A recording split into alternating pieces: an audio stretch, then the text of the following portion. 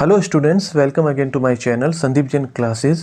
आज हम class 12th English literature की टेक्स्ट बुक प्रूडेंस के शॉर्ट स्टोरी सेक्शन के 6th chapter the cow of barricades by Raja Rao की स्टडी करेंगे। इसकी इस स्टडी के अंतर्गत हम इसकी हिंदी में डिटेल में समरी समझेंगे और बोर्ड की दृष्टि से इंपॉर्टेंट क्वेश्चन आंसर्स भी डील करेंगे। प्रख्यात उपन्यासकार राजा राव इंग्लिश में लेखन करने वाले भारतीय लेखक थे। इनके उपन्यास और शॉर्ट स्टोरीज मेटाफिजिकल फिलॉसफी से ओतप्रोत हैं।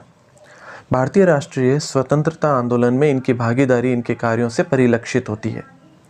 इनका नोवेल कंठपुरा और short stories like the cow of barricades Bharat में ब्रिटिश शासन के खिलाफ नॉन वायलेंट रेजिस्टेंस अर्थात अहिंसात्मक प्रतिरोध पर गांधीवादी शिक्षाओं के प्रभाव का लेखा जोखा है। Short story the cow of barricades हमें महात्मा गांधी के प्रेरक नेतृत्व में स्वतंत्रता के लिए भारत के संघर्ष की एक तस्वीर प्रस्तुत करती है। इस लघु कथा में मास्टर और कोई नहीं बल्कि महात्मा गांधी है।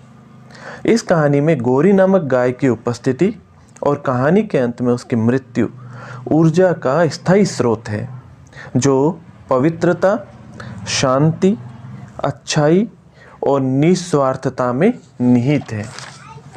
आइए इस कहानी को संक्षेप में समझते हैं। कस्बे के सभी लोग गौरी नामक गाय को बहुत सम्मान देते थे, जो प्रत्येक मंगलवार की शाम को सूर्यास्त होने से पहले आश्रम में मास्टर के पास आती थी और मास्टर के बालों को कुतरती थी। मास्टर उसे प्रेम से पुचकारते और कहते, तुम कैसी हो गौरी? वह बस अपने पैरों को झुकाती, अपनी जीभ निकालती, अपना सिर हिलाती और मास्टर का चक्कर लगाकर फिर से झाड़ियों में गायब हो जाती और अगले मंगलवार तक कहीं नज़र नहीं आती। मास्टर के आश्रम में गौरी का प्रत्येक मंगलवार को आना लोगों के आश्चर्य का सबब बन गया था। वे उसके बारे में जानने को उत्सुक थे। वह अक्सर उस मास्टर के पास आती थी जो उसके लिए घास, चावल, पानी और भूसी सहित चारा तैयार किया करते थे। उसकी खाने की शैली कुछ इस प्रकार की होती थी जैसे वह लोगों के लिए कुछ शब्दों का, कुछ मंत्रों का उच्चारण कर रही है। लोगों ने उसे एक विचित्र प्राणी माना और वे सोचते थे कि मास्टर को गौरी के बारे में सब पता है। मास्टर ने उसे छड़ी से लैस सास कहा। हर कोई इस पवित्र प्राणी को पसंद करता था, प्रेम करता था और सम्मान करता था। लोगों ने उसे देवी लक्ष्मी का रूप माना, जो अभी से अमीरों और गरीबों दोनों पर कृपा करती है। सभी प्रकार के लोग गौरी द्वारा तृप्त होने और पूर्ण होने के लिए विभिन्न इच्छाएं लेकर उसके पास आने लगे। विद्यार्थी अच्छे अंकों से पास होने के लिए, लड़कियां सुंदर पति के लिए, विधवाएं पवित्रता के लिए, निसंतान दंपति बच्चों के लिए आदि आदि अनेक मन्नतें मांगने उनके पास आने लगे। प्रत्येक मंगलवार मास्टर के आश्रम में महिला पुरुषों का जुलूस लग जाता। कभी कभी गौरी लोगों द्वारा लाए गए भोजन को स्वीकार नहीं करती थी, तो लोग उस अछूते भोजन को नदी में मछलियों को डाल देते थे। आश्चर्यजनक रूप से उस समय नदी में मगरमच्छ कहीं नज़र नहीं आते थे और मछलियां निर्भय होकर आकंठ भोजन किया करती थी। इस प्रकार गौरी लोगों के लिए दयालु और सच्ची थी और लोग लक्ष्मी के समान उसकी पूजा करते थे। इसी बीच ब्रिटिश सैनिकों, जिनको यहाँ लाल पुरुषों के रूप में इंगित किया गया है, और भारतीयों के मध्य भारत की स्वतंत्रता के लिए भयंकर लड़ाई प्रारंभ हो गई। लाल प्रशासन मजबूत स्थिति में था। मास्टर लोगों के प्रेसिडेंट के रूप में भारतीयों के अगुआ थे। मास्टर ने औद्योगिक टाउनशिप और ग्रामीणों के काम करने वालों को विदेशी सामान और कपड़े का बहिष्कार करने के लिए राजी कर लिया था। उन्होंने सभी कामगारों मजदूरों को ब्रिटिश सरकार की सेवाओं से इनकार करने के लिए उकसाया। परिणाम स्वरूप स्वतंत्रता आंदोलन में शामिल होने के लिए बड़ी संख्या में श्रमिक आगे आए। उन्होंने विदेशी शासन के अधीन काम करने से इनकार कर दिया। उन्होंने सरकार को टैक्स देने से इनकार कर दिया। ब्रिटिश सैनिकों का मूड पता करने के लिए बच्चे सड़कों पर लाल या नीले कार्ड लेकर घूमने लगे। लोगों ने अपना बहुमूल्य धन जमा किया और गांव छोड़कर खेतों में रहने लगे। महिलाओं को घरों से बाहर गांव की खुली सड़कों पर जाने से और मंदिरों में पूजा जारी रखने से मना कर दिया गया। कामगारों ने जगह जगह सुरक्षा हेतु बैरिकेड्स लगा दिए और उन बैरिकेड्स के पीछे तैनात हो गए। वे कहते कि ब्रिटिश सैनिक इन बैरिकेड्स को पार नहीं कर सकते और वे उन्हें आसानी से जीत लेंगे। मास्टर अक्सर वहां आकर इन कामगारों को, श्रमिकों को समझाते कि कहीं वे भटक न जाएं, हिंसा का सहारा न ले।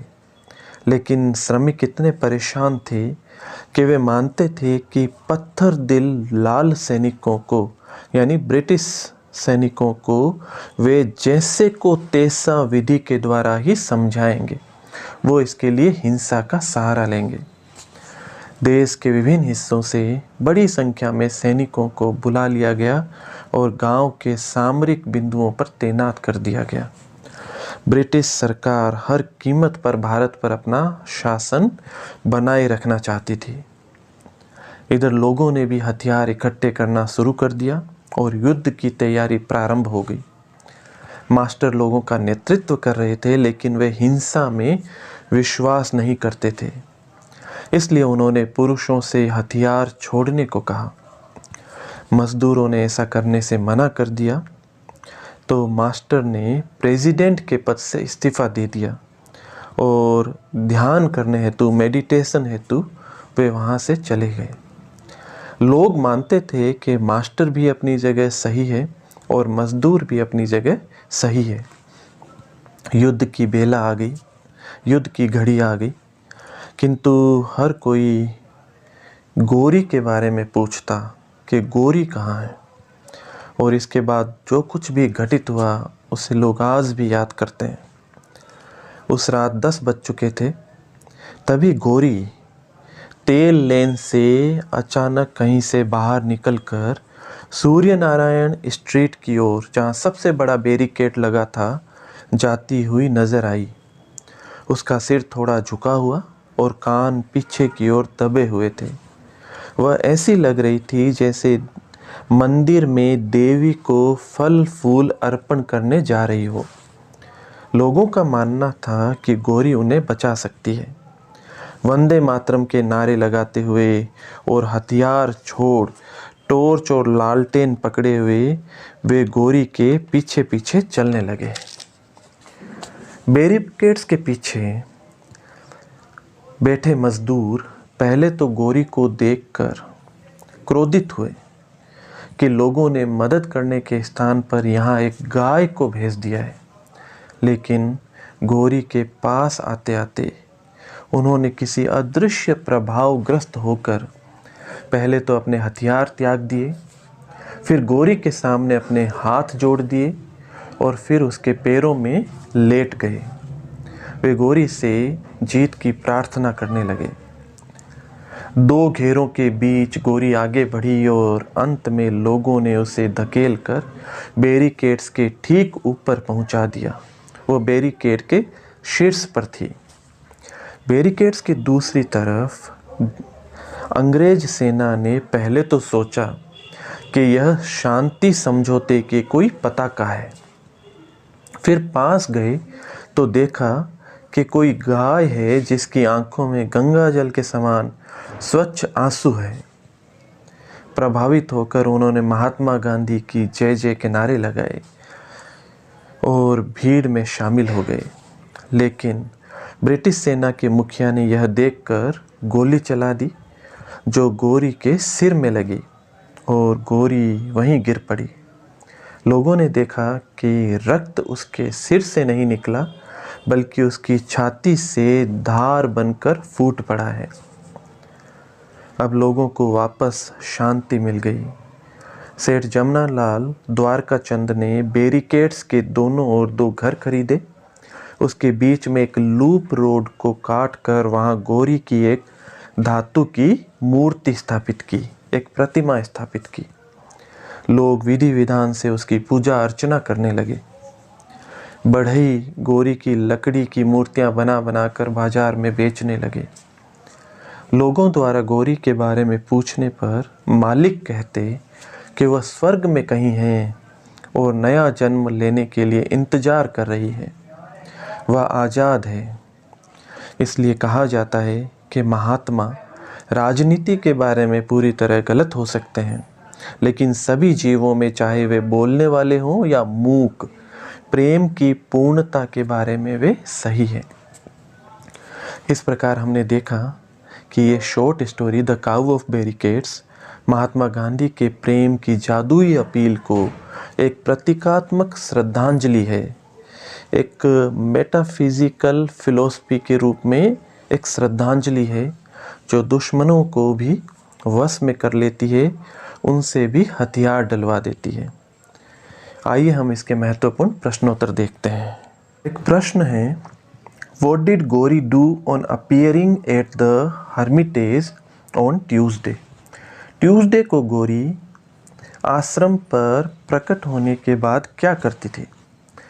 हम जानते हैं कि गौरी वहाँ खड़ी होकर मास्टर के बालों को कुतरती, निबल का मतलब होता है कुतरना, मालिक के बालों को कुतरती, सिर हिलाती हुई मालिक के चारों ओर परिक्रमा करती और फिर पुनः झाड़ियों में जाकर अगले मंगलवार तक के लिए ओझल हो जाती। एक प्रश्न है, what did people do with their offerings untouched by Gauri? Gauri द्वारा अनछुए चढ़ावे का लोग क्या करते? गौरी जब लोगों के चढ़ावे को अस्वीकार कर देती तो उस चढ़ावे का क्या करते? हमने इस पाठ में देखा कि गौरी कभी कभी लोगों द्वारा चढ़ाए गए चढ़ावे को अस्वीकार कर देती थी, तब लोग उसे वापस न ले जाकर नदी में मछलियों को डाल देते थे। और आश्चर्यजनक बात वहाँ ये होती थी कि उस समय वहाँ मगरमच्छ बिल्कुल भी दिखाई नहीं देते और मछलियाँ भरपूर उस भोजन का आनंद उठाया करती थी। एक महत्वपूर्ण प्रश्न है, why did the workman lay down there arms? मजदूरों ने अपने हथियार नीचे क्यों डाल दिए, अपने हथियार समर्पित क्यों कर दिए? हमने देखा कि पहले जब उन्होंने गौरी को दूर से आते हुए देखा तो वो क्रोधित हो गए कि लोगों ने उनकी मदद के लिए स्वयं आने की अपेक्षा एक गाय को भेज दिया। लेकिन गाय के पास आने पर और उसके प्रभाव से गौरी के सम्मान में मजदूरों ने अपने हथियार नीचे गिरा दिए। फिर वो उसके सामने हाथ जोड़ने लगे और जब वो एकदम पास में आ गई तो मजदूर उससे इतने ज़्यादा प्रभावित हुए कि उसके प्रेम और आदर में वो उसके चरणों में लेट गए। तो इस प्रकार से मजदूरों ने अपने आप को गौरी के समक्ष प्रस्तुत किया। एक महत्वपूर्ण प्रश्न है, what made the master resign? मालिक को अपने पद का त्याग करने हेतु किसने मजबूर किया? उन्होंने प्रेसिडेंट पद से त्यागपत्र क्यों दिया? हम जानते हैं कि मालिक यहाँ पे जो मास्टर हैं, जो एक तरह से महात्मा गांधी का ही प्रतीकात्मक रूप है, वो हिंसा के द्वारा आज़ादी नहीं चाहते थे। वो नहीं चाहते थे कि युद्ध में रक्तपात हो, लड़ाई झगड़ा हो, दंगे हो। लेकिन जब मालिक ने देखा, मास्टर ने देखा कि मज़दूर जो हैं वो ब्रिटिश सेनाओं का सामना करने के लिए हथियार इकट्ठा कर रहे हैं, गेतियाँ, दरातियाँ, सब्बलें और यहाँ तक कि राइफ़लें भी इकट्ठी कर ली हैं, तो उन्होंने पहले उन्हें रोकने का भरसक प्रयत्न किया, उन्हें समझाने का प्रयत्न किया। लेकिन मज़दूर जब माने नहीं और वो मास्टर ने जब समझाया तो उन्होंने कहा कि हम प्रेम से युद्ध नहीं लड़ सकते, प्यार से यह कार्य नहीं हो सकता है, हम लोग हिंसा का सहारा लेंगे। तो आखिर निराश होकर मास्टर ने अपने पद का परित्याग कर दिया और वो मेडिटेशन के लिए, ध्यान करने के लिए वहाँ से चले गए। एक सबसे महत्वपूर्ण प्रश्न है, वो right A note on symbolism in the cow of the barricades. Cow of the barricades में सिंबोलिज्म का प्रयोग किया गया है, प्रतीकवाद का प्रयोग किया गया है, इस पर टिप्पणी कीजिए। हम जानते हैं राजा राव की यह शॉर्ट स्टोरी मेटाफिजिकल फिलोसफी पर आधारित है। इसमें सिंबोलिज्म का प्रयोग किया गया है। यह कहानी 1930 के आसपास की है, जब गांधी जी ने अंग्रेज़ों के खिलाफ अपना अहिंसात्मक आंदोलन प्रारंभ किया गया था। और इस कहानी में जो मास्टर हैं वो गांधी जी का प्रतीक हैं, और जो काऊ है, गोरी नाम की जो गाय है, वह हमारे परंपराओं, हमारे ट्रेडिशंस का निर्वाह करते हुए और ट्रेडिशन में समय के साथ में जो परिवर्तन आते हैं उसका प्रतीक है। तो इस गाय के द्वारा, जिसका सब लोग सम्मान करते हैं, जिसे सभी प्रेम करते हैं, जिसकी सभी पूजा करते हैं, जो हमारे पारंपरिक मूल्यों का प्रतीक थी, और इसके बलिदान के द्वारा जब अंग्रेज अधिकारी के द्वारा इसके सिर में गोली मार दी गई, तब एक पवित्र उद्देश्य को प्रस्तुत किया गया है कि उसकी जो ये शहीदी थी, उसका जो बलिदान था, वो बहुत सारे लोगों का प्राण बचाने में सफल हो पाती है। और ये जो प्रतीक है वो ये है कि पुनः शांति स्थापित हो जाती है, और गौरी नामक ये गाय जो है ये शांति, अहिंसा और सम्मान का प्रतीक बन जाती है। तो इस प्रकार से यहाँ राजा राव ने भारत का एक रियलिस्टिक पोर्ट्रेल किया है, एक वास्तविक शब्द चित्रण किया है, और लोगों के विश्वास की पालना करते हुए उसका चित्रण किया है। तो आशा है आपको यह वीडियो लेसन भली भांति समझ में आ गया होगा। अगर आपको ये वीडियो लेसन पसंद आया है तो आप इसे लाइक ज़रूर करें, और अभी तक आपने इस चैनल को सब्सक्राइब नहीं किया है तो इसे सब्सक्राइब ज़रूर करें। बहुत बहुत धन्यवाद।